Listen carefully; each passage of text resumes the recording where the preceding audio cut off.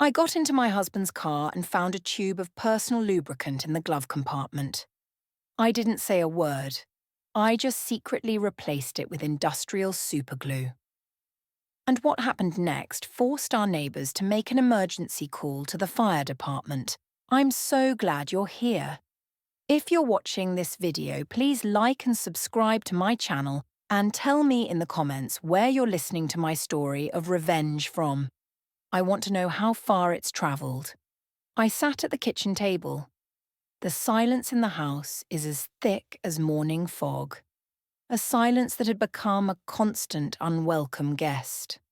The old clock on the wall, a wedding gift from my late mother, ticked with a relentless accusatory rhythm.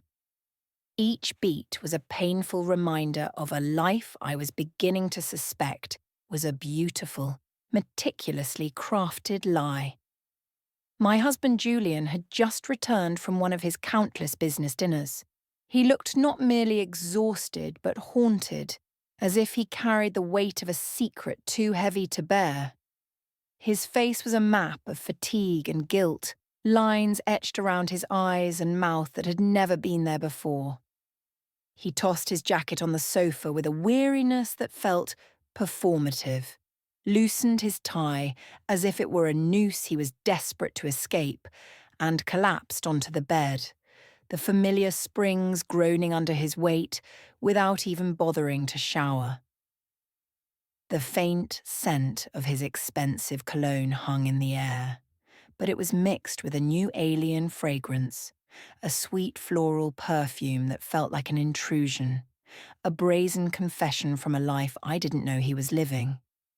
A few minutes later, the gentle hum of his snoring filled the house, a sound that once brought me comfort, but now felt like a mocking lullaby. A lullaby for a fool. I got up, moving with the quiet, practiced grace of a wife of 40 years, and began to tidy up the mess he'd left in the living room, his jacket, his wallet, his cell phone, his old laptop. The phone screen was still on, a new email glowing like a sinister omen. I frowned. Julian never used email. He always said, "Juliet, all this tech stuff is too complicated. I'd rather just make a call." But now, an email. It was right there in plain sight. A digital ghost from a life I didn't know he was leading.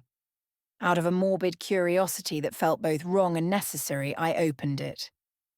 The message was short, a mere handful of words that would shatter my world. "You were incredible tonight, Dad." It was followed by a red heart, a symbol of affection that pierced my own heart with a cold, sharp ache. I froze as if someone had slapped me. The digital world is a cruel mirror reflecting a truth I was too terrified to see. Dad. The word echoed in my mind. Who was calling him that? And in such an intimate, affectionate tone, I swiped down, my thumb trembling, looking for more clues. But there was nothing. Just a strange email address, a jumble of meaningless characters that offered no answers, only more questions. A shiver ran through me, not from cold, but from a profound, bone-deep fear.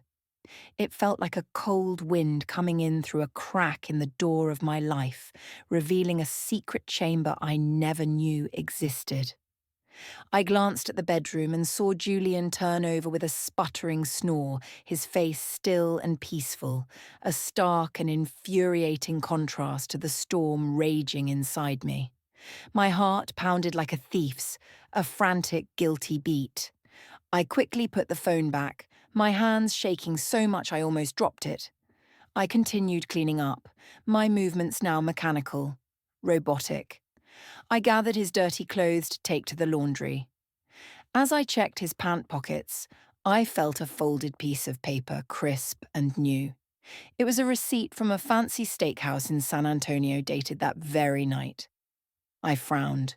San Antonio? He had told me he was meeting his partners in Dallas. A tiny, bitter laugh escaped my lips.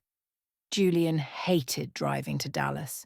San Antonio, on the other hand, was where his mother had lived before she passed away. He had fond memories there, a fact he had often reminded me of.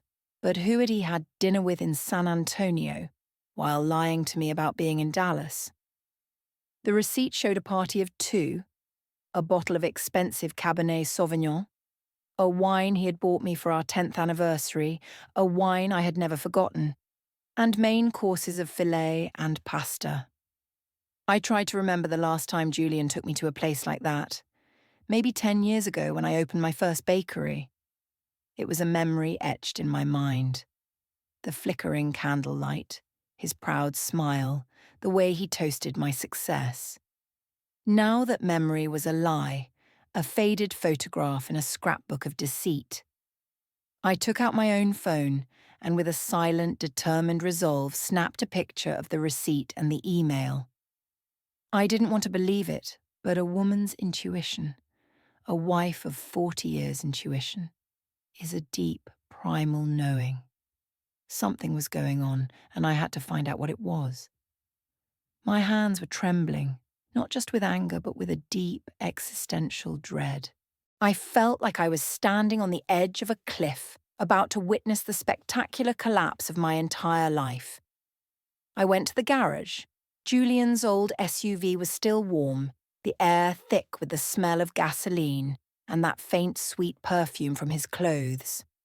I opened the door, a small, cold dread gripping my stomach. I turned on my flashlight and checked every corner of the driver's seat.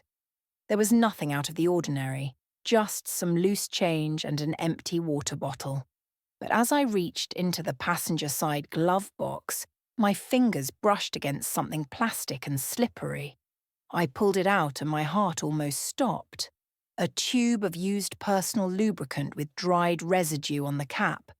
A sticky, damning piece of evidence. I stood there in the dark garage, staring at it as if it were a dirty secret, a tangible manifestation of my worst fears. Julian and I hadn't been intimate in years. He always said he was tired, that age had sapped his desire. So what was this lubricant for?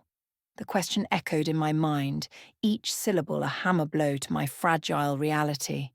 I felt paralysed but kept a clear head, a survival instinct kicking in. I put it back exactly where I'd found it. I wiped my hands with a napkin, scrubbing them raw, as if I were afraid the betrayal would leave a permanent mark on my skin. I continued searching, this time more carefully, more methodically. Under the back seat, I found some crumpled napkins soaked in a sweet floral perfume that wasn't a man's and wasn't my soft, familiar rose fragrance. The scent was alien, defiant, a loud, vulgar shout of infidelity in the quiet sanctuary of our garage. I took photos of everything, the lubricant, the napkins, as if I could capture the scent in an image. I closed the car and went back inside, the weight of the evidence pressing down on me, heavier than any flour sack I had ever lifted.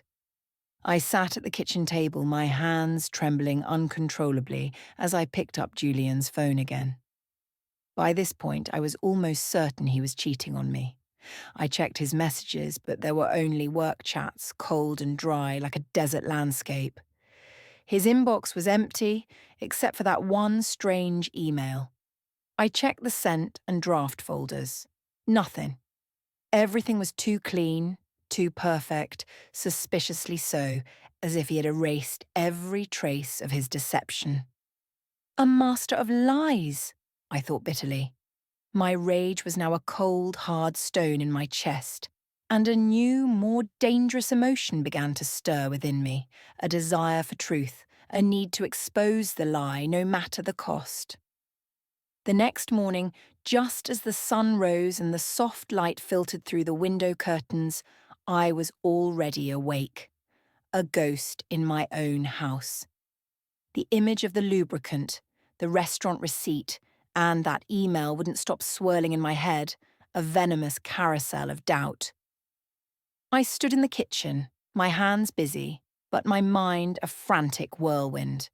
I made a simple breakfast, 2 fried eggs, some toast, and a cup of the strong black coffee.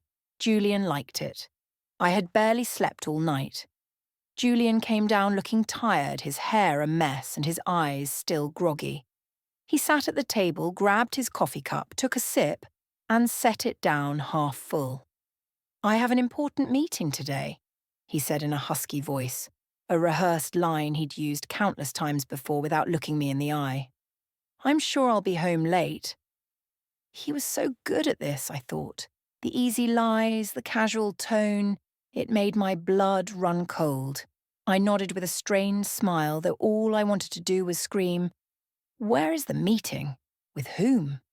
In San Antonio again.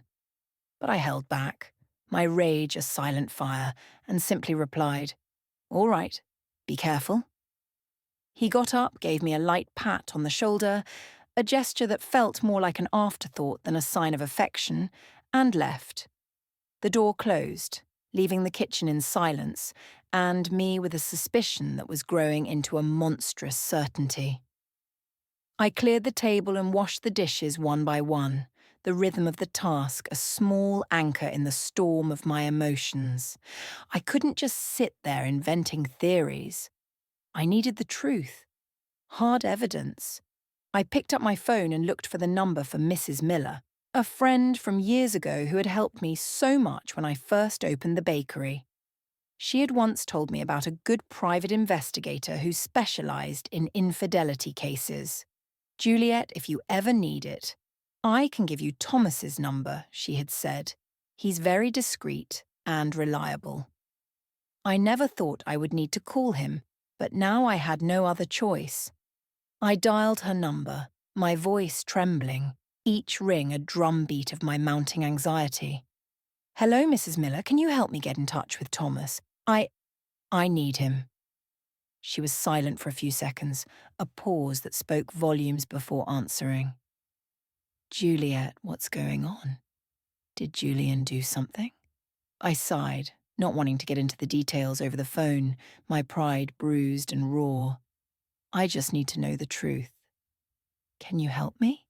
Mrs. Miller, a woman of few words but profound intuition, agreed immediately, and just an hour later, I received a message from Thomas asking me to meet him at noon at a small cafe downtown. "Mrs. Roberts, please don't worry. I will help you," he wrote. The message was short, but it was enough to give me a little relief. A lifeline in a sea of deceit. At noon, I went to the cafe, a tiny place with worn wooden tables and the aroma of roasted coffee filling the air. A scent that usually comforted me, but now felt strangely foreign. I chose a secluded corner where no one would notice me, a shadow in a room full of light. Thomas walked in, a middle-aged man, short and stocky, with a simple light blue shirt and philosophical eyes that seemed to read everything, to see through the surface of things. I handed him a flash drive with the photos I had taken the night before.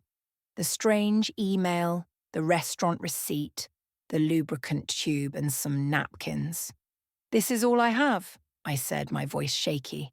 "I'm not sure, but I think my husband is cheating on me." The words tasted like ash.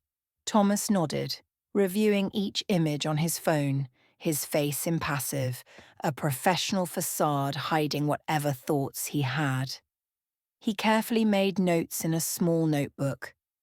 "Mrs. Roberts, I understand. I'll start following Mr. Roberts this afternoon. Don't worry, I'll let you know as soon as possible." I looked at him, trying to hold back the tears that were burning my eyes. "Thank you," I said softly. "I just want to know the truth, whatever it may be." Thomas nodded with a compassionate look, a flicker of understanding in his eyes. "I'll do my best. Go home and don't do anything to arouse suspicion." I left the cafe and walked through the crowd, but I felt a loneliness I had never experienced before.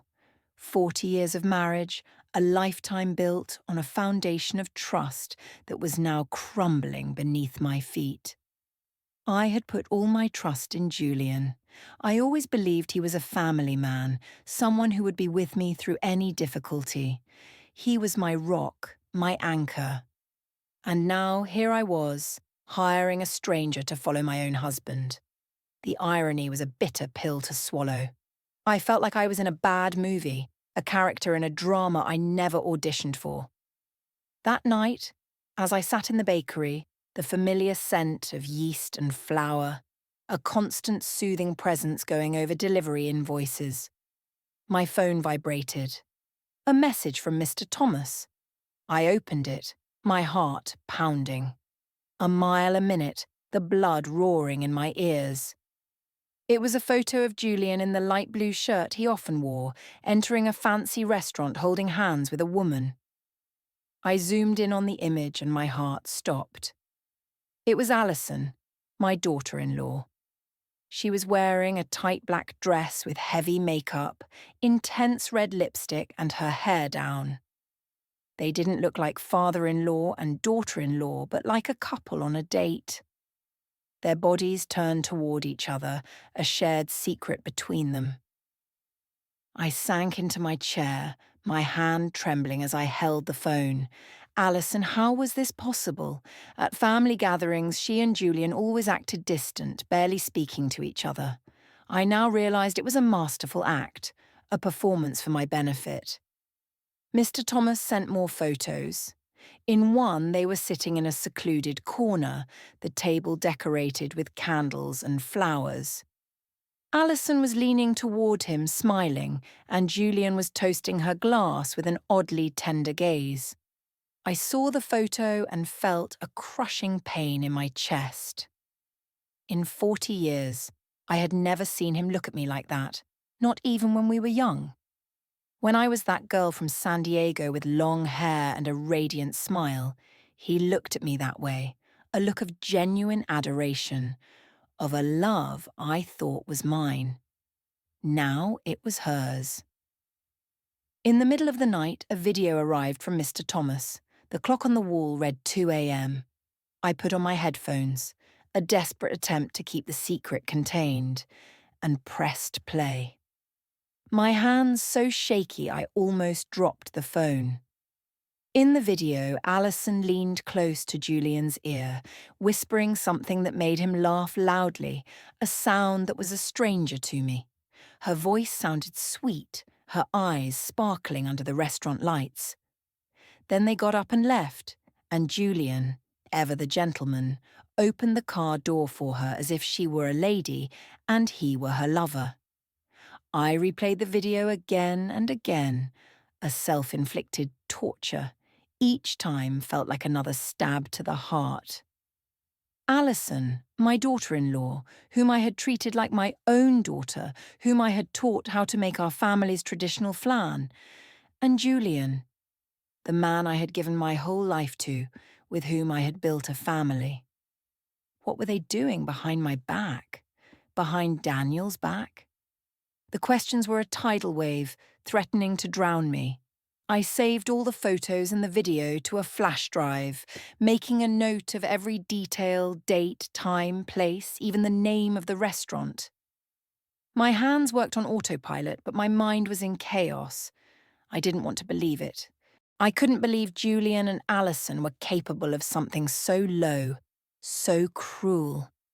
But the evidence was right in front of me, undeniable, a mountain of proof.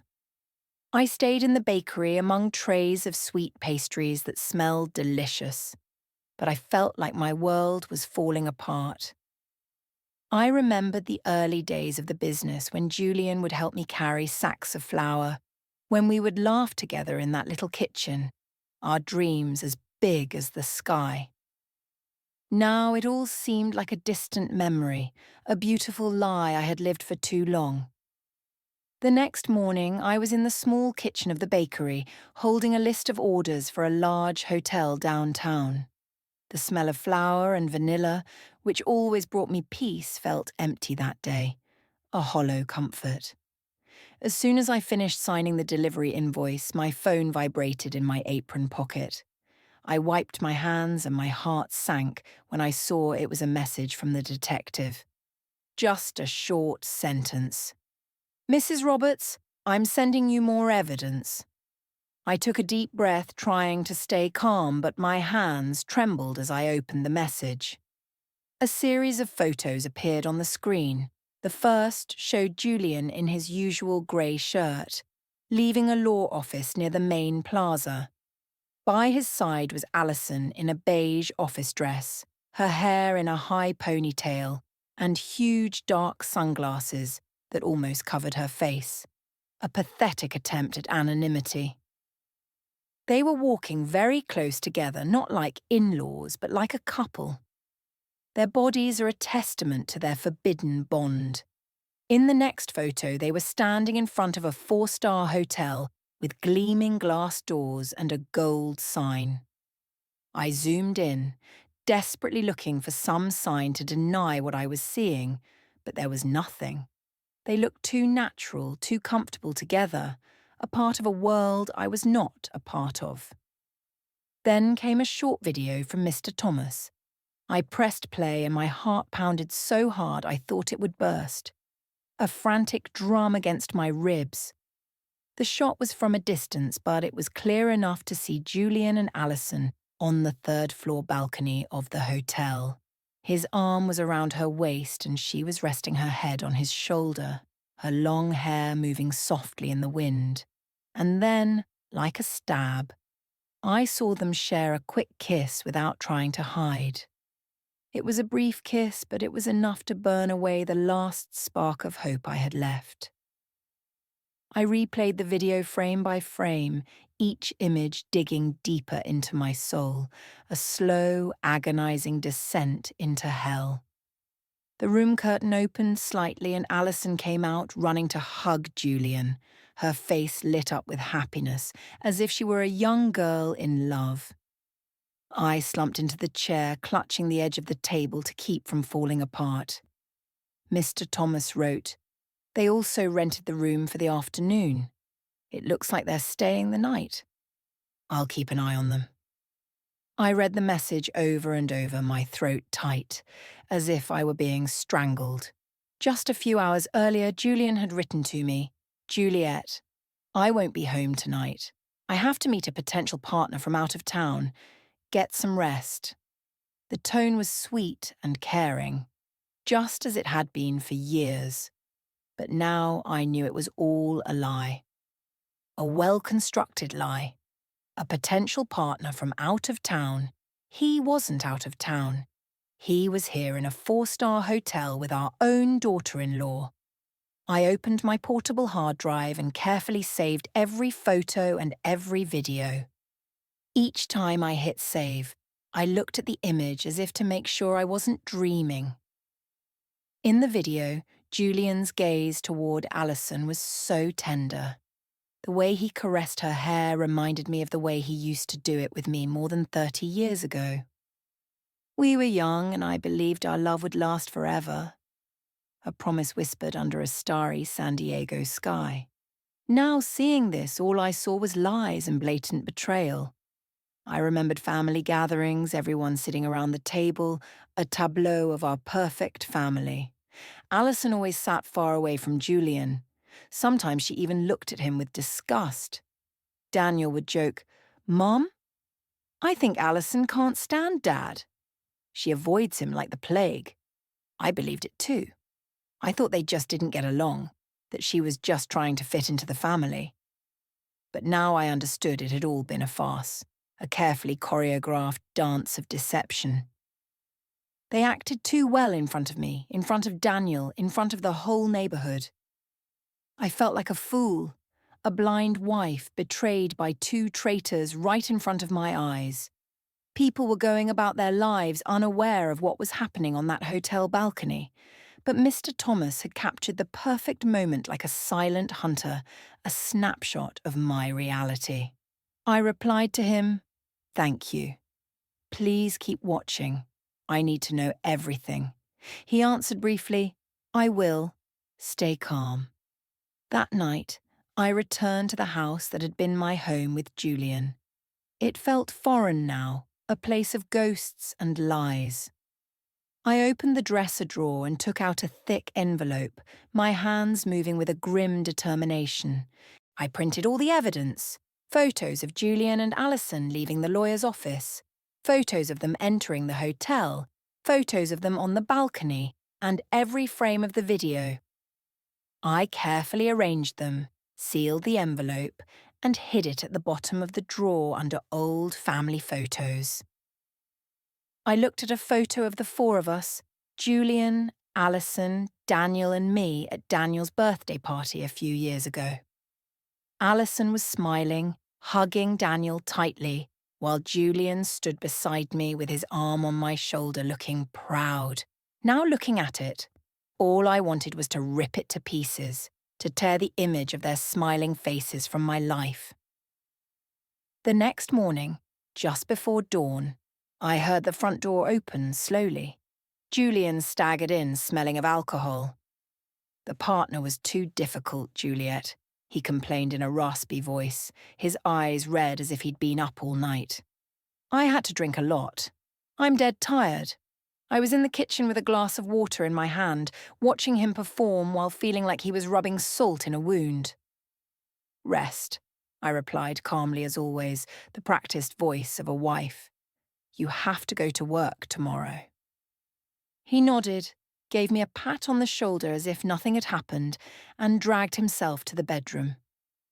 Minutes later, he was snoring peacefully, as if he'd never cheated on me, as if he'd never gone to a hotel with our own daughter-in-law. When I was sure Julian was asleep, my phone vibrated.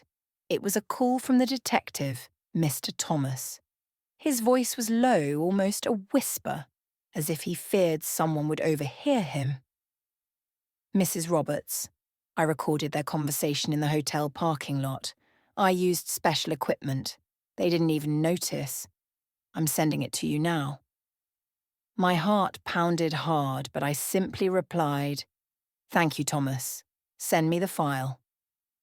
Minutes later, an audio file appeared in my messages. I put on my headphones, sat at the table and pressed play.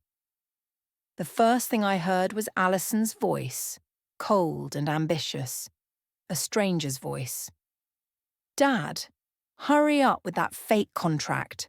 I want to have that whole chain of stores already. I want that old hag out of the house.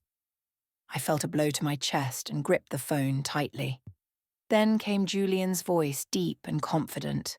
Don't worry about those papers. Juliet doesn't know anything.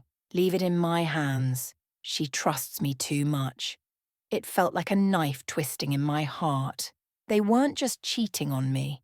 They were planning to take everything I had built, the bakery chain, all the sweat, tears, and sleepless nights, baking every batch, running all over town to make deliveries to keep my reputation. It was all mine. Julian never once got his hands dirty in the kitchen. He never worked the counter or signed contracts with hotels. And now he and Alison wanted to take it all away. To kick me out of the house, I had made a home. I almost broke down, but I still had the composure to copy the audio to the flash drive where I kept the other evidence. I carefully wrote down the time and place, as if trying to keep myself steady in the middle of the storm.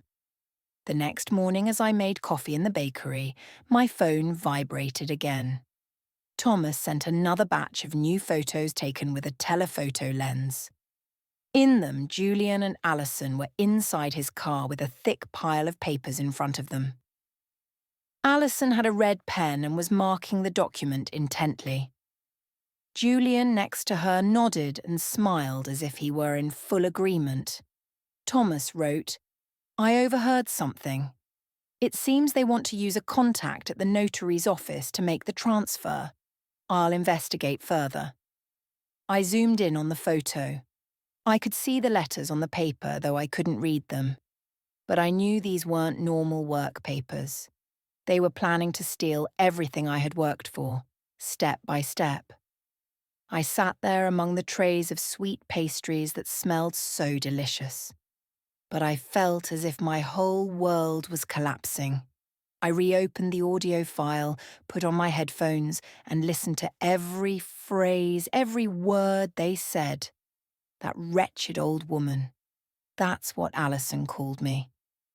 I remembered the days when she had just joined the family, when I taught her how to make rice, When I hugged her like a daughter, I thought she was part of the family, that she would be the woman who, along with Daniel, would build a future. And Julian, the man I had loved since I was a girl in San Diego, who swore he would be with me until the end. They had made a joke of me, a fool who still believed in love and family. A regular customer came in, Mrs. Peterson, who always bought pastries for her grandchildren. "Juliet, your bakery has been packed lately. Your chain of stores is expanding. I'm so proud of you," she said, her voice warm. I forced a smile and replied, "Thank you. I'm doing my best." But inside I was a wreck. I wondered what she would think if she knew the truth. Would she see me as a strong woman, or just a fool betrayed by her husband and daughter-in-law? I wrapped Mrs. Peterson's pastries, said goodbye at the door, and sank into my chair, my hands on my head. I wanted to cry, but no tears came. Instead, a silent rage burned inside me like the fire in an oven, ready to ignite at any moment. That night at dinner, I sat across from Julian in the small kitchen under the yellow light that gave his face a strange, distorted glow. He ate and spoke in a monotone voice, as if nothing were wrong, as if the world wasn't about to end for him. "Juliet, I have to sign some important business papers this week. Maybe you should look them over. They're complicated." I picked up a piece of bread and pretended to take a bite, but in my head I could only hear Alison's voice from the recording. "Dad, hurry up and sign the fake contracts." I knew he was testing the waters. He wanted to drag me into his dirty plan. I gave him a dry smile, a facade of a wife who was too tired to argue, and replied, "Yes, I'll look at them later." "I'm tired now." He nodded, took a sip of wine, looking at me as if nothing were wrong, but I knew that behind that smile was a man ready to take everything I had built. A predator waiting for the right moment to strike. Julian had a few more glasses of wine, his face turned red, and he started slurring his words about a difficult client he'd seen that day. I nodded as if I were listening, but inside I wanted to scream, "Do you think I'm that stupid?" When he got up, staggering, and went to the bedroom, I cleared the table, my every move slow, containing the anger that was boiling inside me. He threw himself on the bed, snoring loudly, and left his car keys on the nightstand, gleaming under the dim light, a siren's call to my revenge. I stared at them, my heart pounding in my chest. This was my chance, my moment. I entered the bedroom slowly, careful not to make a sound. Every step felt like walking between pain and resolve, between the past and a new unknown future. I grabbed the keys, squeezed them tight, and went straight to the garage. The night was quiet, hushed, as if the world was holding its breath. All I could hear were crickets outside, their chirping a soundtrack to my silent fury. I turned on my phone's flashlight. The weak light illuminated Julian's old SUV, a silent accomplice in his betrayal. I opened the door. The smell of gasoline was still there, mixed with a strange, sweet perfume. I opened the glove compartment between the seats, and there it was, the tube of lubricant with a loose cap and dried residue on the edge, a monument to their infidelity. I held it in my hand, feeling like I was holding a dirty secret. It was clear they had used it again, as if it were confirmation that Julian and Alison were still playing their secret game, their twisted little dance. I took the tube of lubricant to the kitchen, placed it on the counter, and washed my hands with lemon soap. I scrubbed them thoroughly as if to erase every trace of the betrayal I had just touched. The fresh scent didn't calm my anger, but it helped me stay focused. I opened the tool drawer and took out a tube of clear industrial superglue, the same kind I once used to fix a chair at the bakery. It was a tool of my trade, now a weapon of my revenge. I carefully unscrewed the cap of the lubricant and filled the tube with the glue, drop by drop, until it was completely full. I wiped the nozzle, shook it gently to mix it, and tested it a little. It came out smoothly, just like the original lubricant. At a glance, no one would notice the difference. I smiled faintly, though a hurricane was raging inside me. This wasn't a game. It was the first step to getting justice. I put the tube back in the glove compartment, adjusted the floor mat and the seat just as they were, as if no one had touched anything before closing the car. I opened the trunk to check. There were only crumpled bags, an empty water bottle, and an unused condom lying in a corner. My heart skipped a beat, but I wasn't surprised anymore. I took pictures with my phone, adding them to the growing collection of evidence. Each image was another piece, a reminder that I couldn't let Julian and Alison get away with their lies. Back in the house, I put the keys back in their place next to Julian's alarm clock. I grabbed an old book and sat on the living room sofa pretending to read. The dim light fell on the pages, but I couldn't read a word. My head was spinning. I thought of Daniel, my son, who believed he was living happily with Alison without knowing the truth. How could I tell him that his wife and his own father were betraying us? I thought of the bakery chain, of the 40 years of work and sleepless nights, of all the fights with Julian to defend my dream. He never really understood it, but I trusted that he supported me. Now I knew he was just waiting for the right moment to take everything. An hour later, Julian woke up and stumbled into the kitchen for water. He saw the keys on the counter and didn't suspect a thing. "Still not sleeping, Juliet?" he asked groggily. I smiled and replied, "No, I'm just reading a bit." "Finish your water and go back to bed." He nodded, drank, and returned to the bedroom, snoring immediately. I looked at him as if he were a stranger. This man, who once promised to be with me until the end, was now planning to destroy what I loved most. But he didn't know that I had already started my counterattack. At dawn, I got up. The sunlight was timidly entering through the bakery window. I was in my usual kitchen kneading dough, preparing flames and sweet pastries for a large hotel order.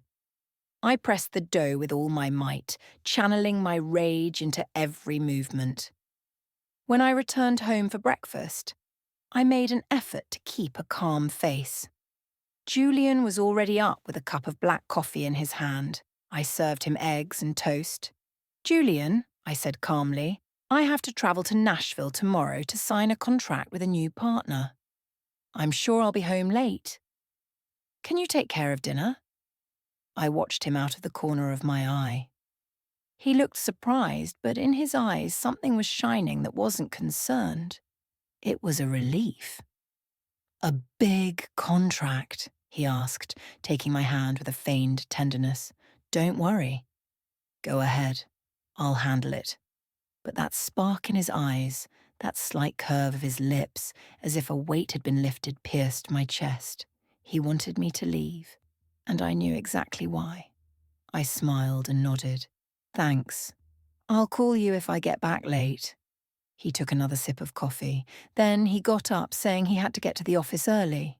As he left, I saw he had left his phone on the table and the screen lit up with a missed call. The name that appeared was At. I frowned. My heart pounded. Alison Thomas. I was sure it was her. Before I could touch the phone, Julian came back, grabbed it in a hurry, and turned off the screen in front of me. "I forgot it," he mumbled with a forced smile. And he was gone. I stood there watching the door close, feeling as if I had been slapped. He wasn't even bothering to hide it anymore. That day, I worked like a machine, delivering bread, signing invoices, and smiling at customers. But my mind was only focused on Julian and Alison. I couldn't let them continue their farce behind my back and Daniel's. I needed more evidence to hear from their own mouths what they said when they thought no one was listening. That night, I pretended to be tired.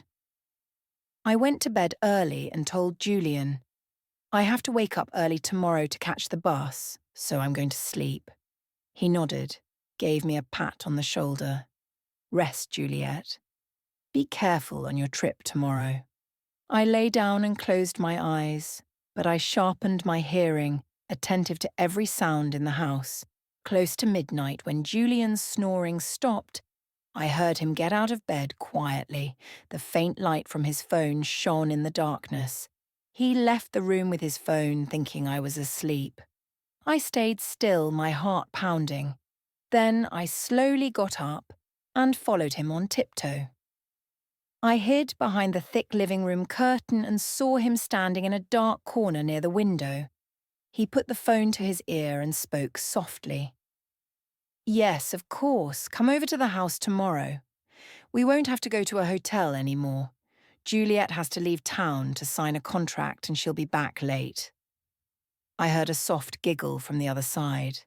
Allison's sweet voice. "That's great, Dad. Finally we can relax." Julian laughed, replying, "Yeah, come early. I'll be waiting." I stood there behind the curtain, feeling my blood boil. They weren't just cheating on me. They were planning to turn my house, my son's home, and mine into their meeting place.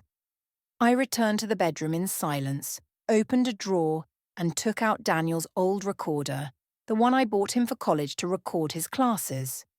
I checked the battery, put in a new one, and turned on continuous recording. I hid it behind the bookshelf in the bedroom next to the headboard, certain it would capture everything. I carefully adjusted the cable and covered it with a family photo frame. The photo of the four of us at Daniel and Allison's wedding. Looking at it, I felt a bitter taste. Allison's smile, Julian's hug.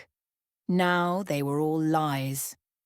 Before going back to bed, I checked again that the recorder was working. I placed the photo frame just right to hide the cable. Then I lay down, pretending to be asleep. Julian came back to the bedroom, threw himself on the bed, and snored as if nothing were wrong. But my eyes were wide open in the darkness, more awake than ever.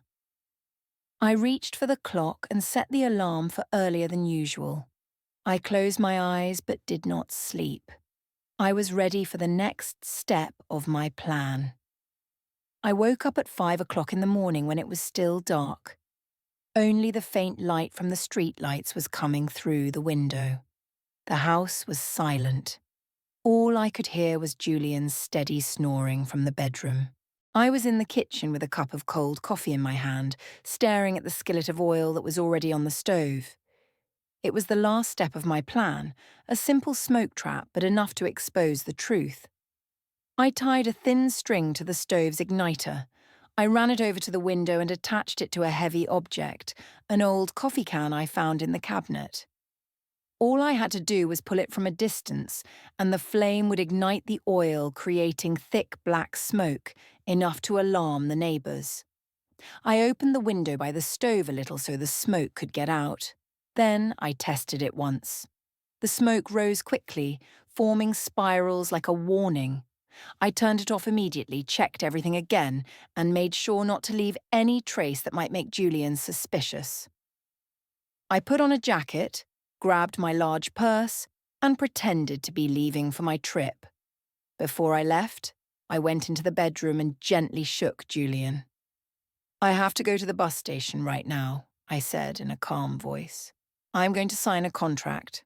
I'll probably be back late tonight." He opened his eyes and in a sleepy voice replied, "All right, be careful, Juliet. Call me if you need anything." Then he buried his face in his pillow and went back to sleep. I looked at the man I once loved and trusted, now lying there unaware of the trap waiting for him. I turned away, my heart heavy, but my legs steady.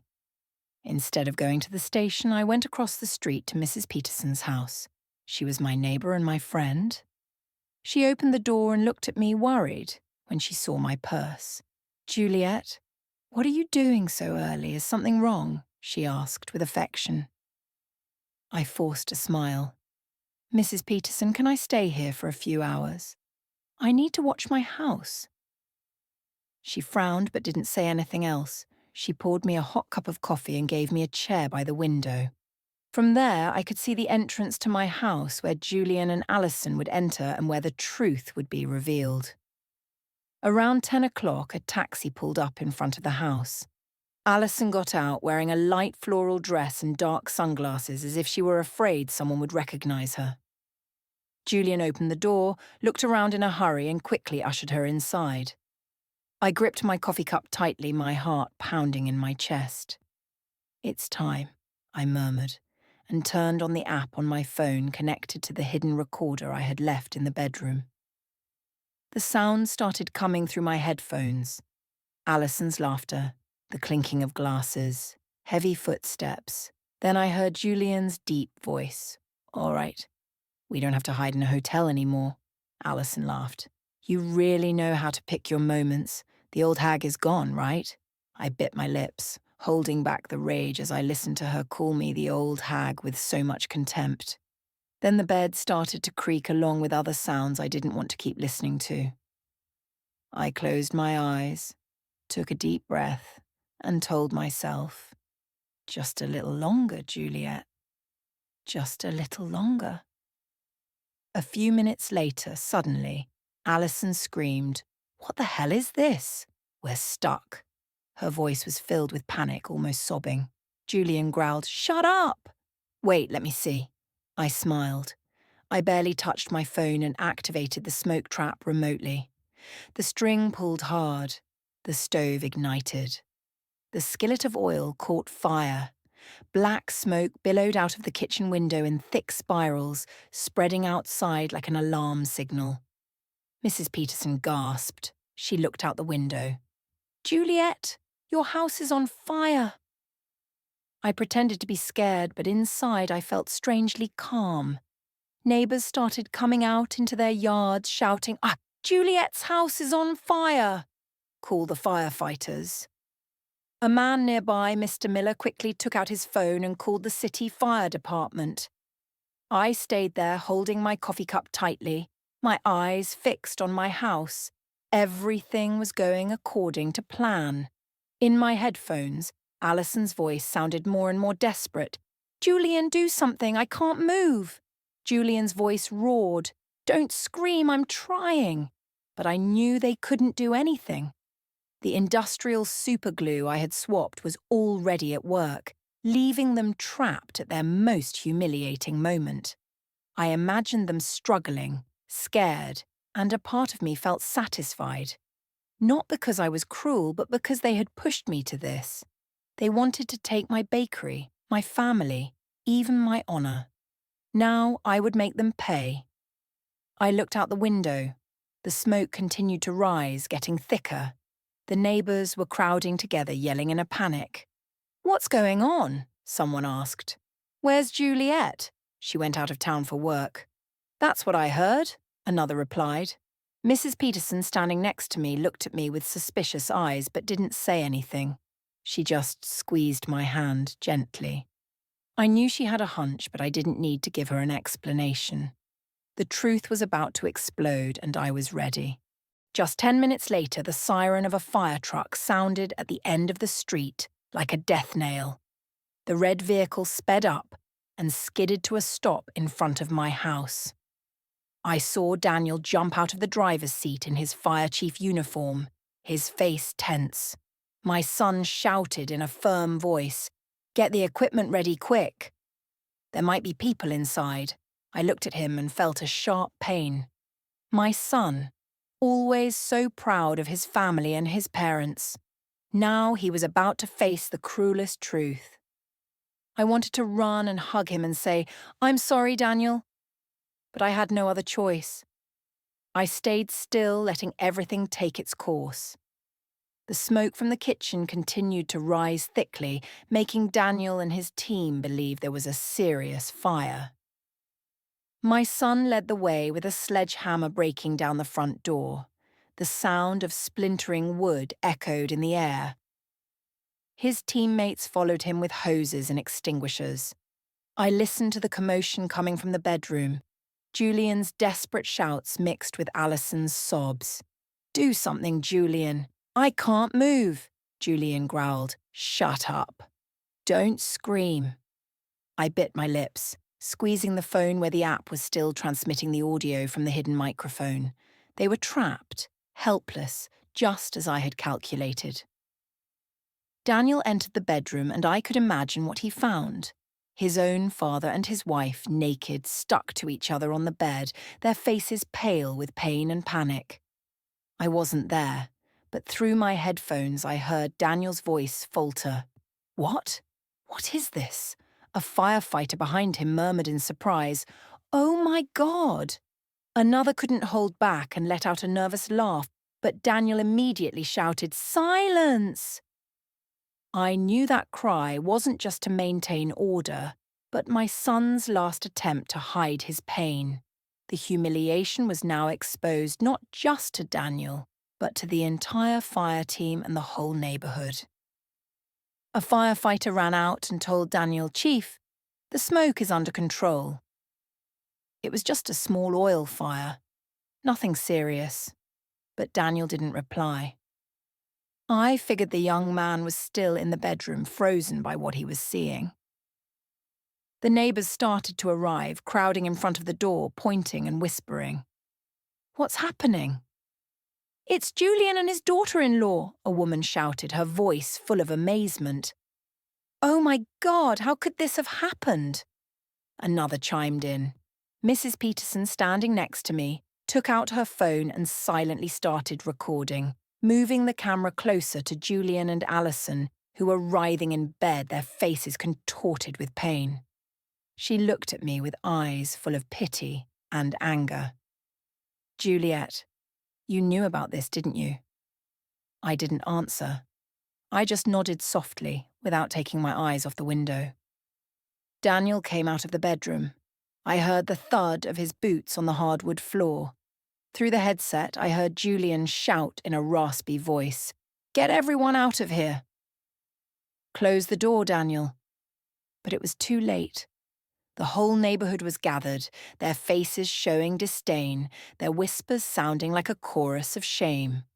Father-in-law and daughter-in-law caught in the act. "Unbelievable," a man exclaimed.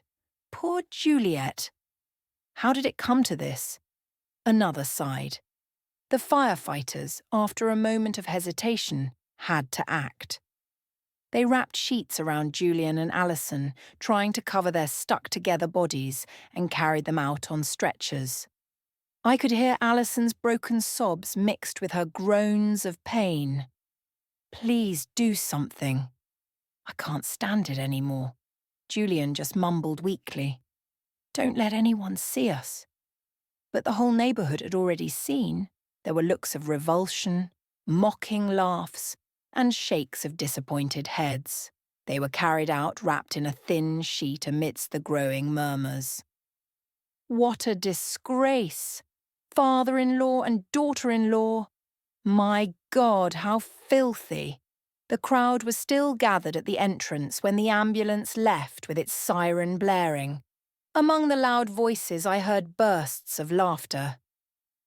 "What a show!" shouted Mr. Miller. "I can't believe there are two people so shameless in this world." An old woman shook her head and whispered to the person next to her, "Poor Juliet." I stood among the people, pretending to be surprised as if I had just run there from the bus station. Daniel stood motionless in the yard, his arms hanging, his face pale as a ghost. His teammates avoided looking at him and quietly gathered their tools. I knew that Daniel wasn't just shocked to see his father and his wife stuck together in bed, but by the double betrayal of the two people he loved most. I wanted to run and hug him to tell him I was sorry for letting him see something like that, but I held back and walked behind Mrs. Peterson, who silently accompanied me to the hospital. We sat in the third-floor hallway waiting while I maintained the concerned look of a wife who had just found out her house had been on fire. Hours later, a doctor came out, sweat on his forehead. He looked at me and spoke in a low voice. "Mrs. Roberts, we managed to separate them. Fortunately, there was no serious damage. They just need some skin ointment." I nodded, pretending to be relieved, while my fingers discreetly brushed against my purse where I had hidden 2 tubes of thick mustard I had prepared. "Thank you, doctor," I said, my voice trembling to hide my plans. "Can I see them?" He nodded and led me to the nurse's station where they gave me 2 tubes of ointment. The nurse, a young woman, looked at me with compassion. "Ma'am, this is a very difficult situation. I'm so sorry." I gave a weak smile, and the moment she turned around, I swapped the tubes for the mustard I had in my purse. My hands moved quickly and confidently, as if I had rehearsed it hundreds of times in my head.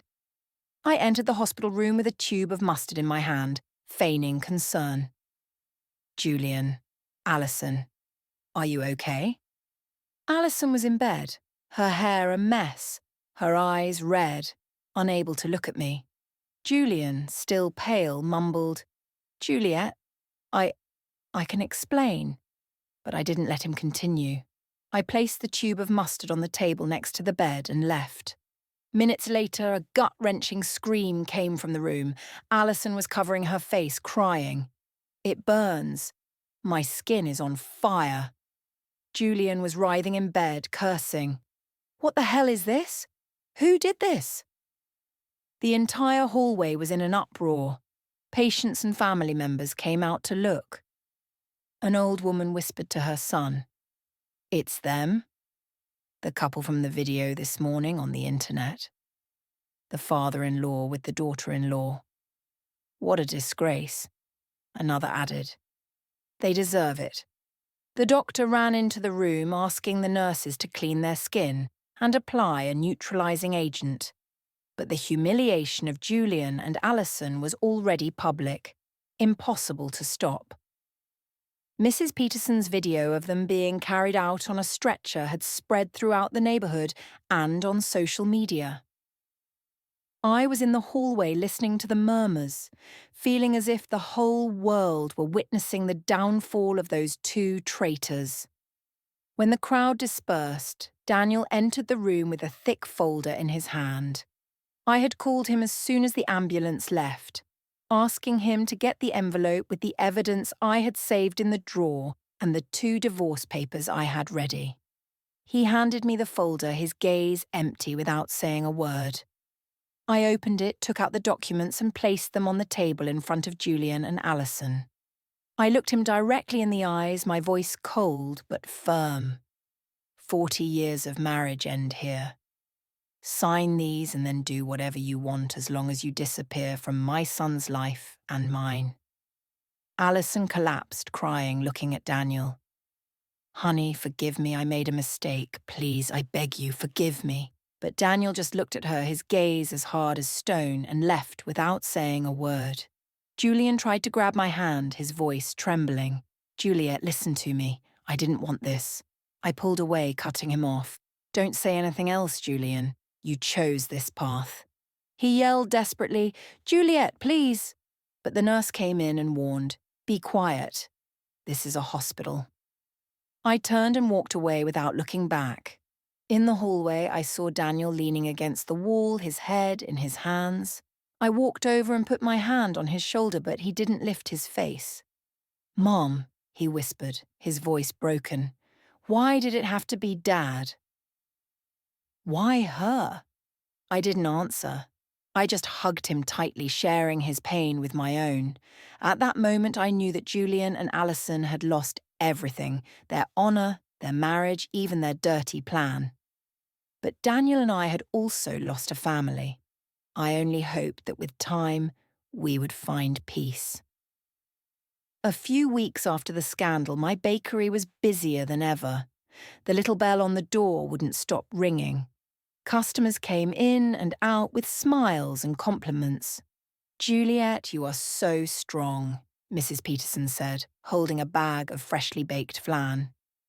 The whole neighborhood is proud of you for how you defended your family business amidst all that filth. I smiled and thanked her.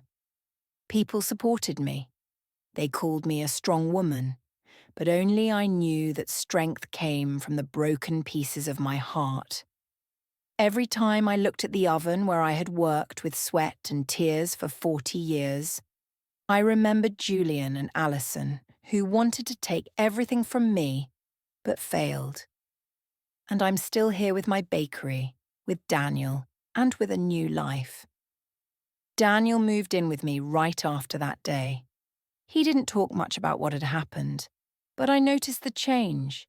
He wasn't the cheerful, always laughing Daniel he used to be. His eyes now looked deep, as if they carried a wound that wouldn't heal. "Mom, I want to stay here for a while," he told me the first night as he came in with his suitcase. "I'm going to help you run the bakery, talk to clients, whatever you need." I hugged him. I felt the warmth of the son I had raised and just nodded without asking anything.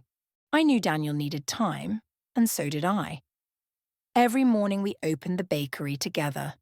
I prepared the oven and arranged the trays, and Daniel reviewed invoices and called hotels and restaurants.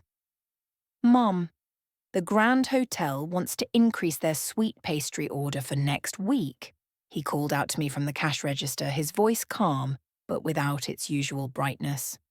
"All right," I replied. "Confirm the order. I'll prepare more dough." These simple moments gave me a peace I hadn't felt in years. There were no more fake looks from Julian, no more sweet and calculating voice from Alison. It was just Daniel and me taking care of what we still had. Dinners were just the two of us now. We sat face to face in the small kitchen, eating simple meals. Sometimes rice with beans and chicken, sometimes just bread with coffee. "Mum, can you make me some flan this weekend?" he asked me one night with a faint smile, the first I had seen since the scandal. "All right," I replied, relieved. "But you have to help me stir the caramel," he nodded, and in that moment, I felt that we were slowly but surely recovering. I started making time for myself, something I almost never did in 40 years. I joined a cooking club at the community centre where women my age shared recipes and told their stories. "Juliet, you make the best flan in the neighbourhood," a woman told me, laughing when I brought a tray. I replied, smiling, "It's a little trick I learned back in San Diego." I also started going to church on weekends. I would sit in silence with the light of the stained glass windows on my face and pray, not for Julian or Alison, but for Daniel, for myself, so that we would find the strength to move forward. Sometimes I would go for walks with Mrs. Peterson in the town square, listening to her talk about neighbourhood gossip. "You know, Juliet," she would say, her eyes shining. "Everyone is still talking about Julian and Alison, but they say you're the one who won." I just smiled without answering. I won, maybe. But the price was losing my whole family. Daniel also started to change. He became less quiet and began telling me about his work as a firefighter. "We put out a fire at the market yesterday," he told me one night as we ate dinner. "It was really dangerous, Mom. But luckily no one got hurt." I listened to him, my heart filled with pride. "Please be careful," I said, my voice trembling. "You're all I have left." Daniel looked at me with tenderness. "Don't worry, Mom. I'll never leave you alone." Those words were like medicine. They gave me back the faith that even though I had lost so much, I still had my son, who would always be with me. One afternoon, while the bakery was full of customers, I sat at the cash register, watching the movement in the street. The bell on the door rang non-stop. The smell of sweet bread filled the air. I looked at the trays of flan and pastries and thought about the entire journey. I had built this bakery with my own hands. From a girl in San Diego to a woman who knew how to endure. Julian and Alison wanted to take everything from me, but failed. I kept my bakery. I kept Daniel. And most importantly, I kept myself. Did you like my story? And which city are you listening from? Let's meet in the comments. If you like the story, you can support me by sending a super thanks so I can keep bringing more stories like this. Thank you so much for your sweet support. I'm looking forward to your comments on the story. On the screen, you can see 2 new life stories that I highly recommend. There's so much more on my channel. Don't forget to subscribe. See you in the next life story. With love and respect.